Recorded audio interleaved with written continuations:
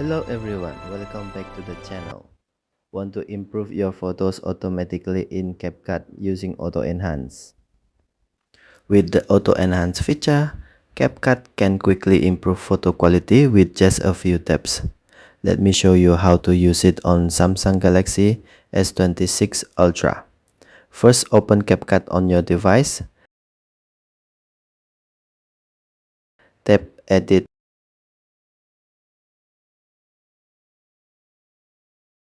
Next, tap Auto Enhance. Now choose the photos you want to enhance.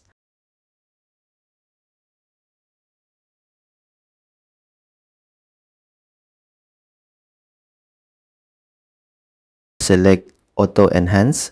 Wait a few moments while CapCut processes the image.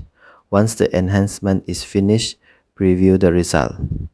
If you like the enhanced photo, tap the checkmark button to save it, or tap the X button if you want to cancel the changes. And that's how to use Auto Enhance in CapCut on Samsung Galaxy S26 Ultra. If you found this video helpful, don't forget to like and subscribe for more simple Android tutorials. Thanks for watching, and I'll see you in the next video.